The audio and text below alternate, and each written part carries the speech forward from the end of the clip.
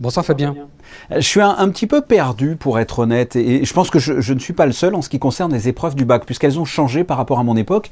Comment passe-t-on désormais le bac? Il y a, je crois, déjà eu des épreuves en mars. Expliquez-moi un peu ce qu'un élève de terminale doit faire pour passer le bac maintenant. Oui, alors il est vrai qu'avec la réforme du baccalauréat, le baccalauréat a complètement changé. Aujourd'hui, les élèves obtiennent le baccalauréat à la fois à travers un contrôle continu qui compte pour 40% de la note globale et à 60% à l'occasion d'épreuves finales. Une discipline ne peut être évaluée qu'une fois, soit en contrôle continu, soit à l'occasion d'une épreuve finale. Et en effet, en mars dernier, les élèves de la Principauté de Monaco, ils sont 370 dans les filières générales et technologiques concernées, ont passé leurs épreuves de spécialité qui comptent pour 32% de la note finale, soit à peu près un tiers. D'accord. Et là, donc, il va y avoir l'épreuve de philosophie ce mercredi, c'est bien ça? Oui, absolument. Ce mercredi matin aura lieu cette épreuve de philosophie. Donc c'est vrai que du coup, c'est un petit peu différent de ce que la plupart de vos téléspectateurs ont pu connaître, parce que pendant près de 50 ans, l'épreuve de philosophie était celle qui marquait le début des épreuves de baccalauréat de terminale. Et puis désormais, eh bien, les élèves qui vont se présenter demain matin pour composer, en réalité, pour une bonne partie d'entre eux, ont déjà leur baccalauréat, puisque si on additionne les 32% des spécialités dont ils ont déjà connu la note qui a été intégrée à Parcoursup et les 40% de contrôle continu, finalement, pour certains, demain, l'enjeu principal, ce sera, et je l'espère pour eux, de glaner des points pour obtenir une mention, à l'instar des 90% de bacheliers généraux qui l'ont obtenu l'an dernier en Principauté de Monaco. Oui, il y a un petit peu moins de suspense. Un conseil peut-être de dernière minute, que doit faire un élève la veille d'une épreuve de philosophie?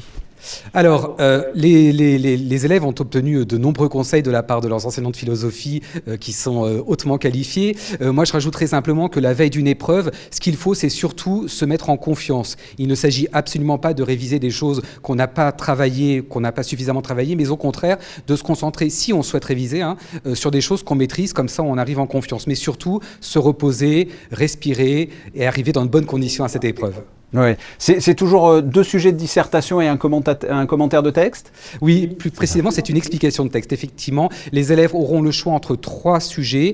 Une explication de texte philosophique qui porte sur un auteur et une notion du programme.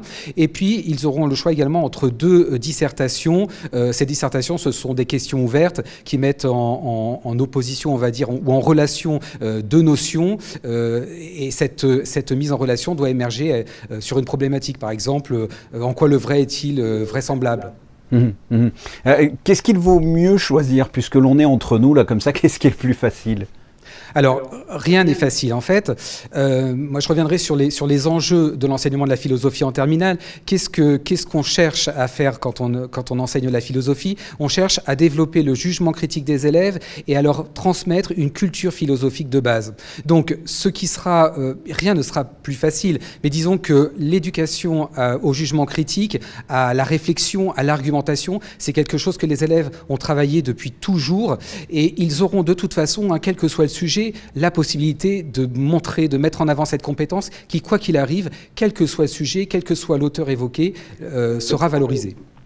Et qu'est-ce que vous conseillez à un élève lorsqu'il a fait son choix, il est devant son bureau, quelle est la bonne méthode de travail? C'est souffler, prendre du recul, que doit-il faire? On vous écoute, vous avez 4 heures, tiens, comme la durée de l'épreuve. Alors, non, effectivement, vous l'avez dit, l'enjeu, c'est de rester calme, de bien prendre connaissance des 3 sujets, prendre le temps de la réflexion, au moins 15-20 minutes, et s'engager dans le sujet, puisqu'encore une fois, il n'y en a qu'un seul à traiter, s'engager vers le sujet qui permettra à l'élève d'identifier le plus rapidement une problématique, de rattacher cela aux notions du programme, de mettre en avant ses capacités réflexives et argumentatives. Et à l'inverse, qu'est-ce qu'il ne doit surtout pas faire? Eh bien, naturellement, ne pas se précipiter. Ouais. Ne pas se précipiter, prendre son temps. Eh bien, on souhaite le meilleur pour les élèves de terminale qui vont passer l'épreuve philo ce mercredi. Pascal Fabiano, merci. Merci à vous.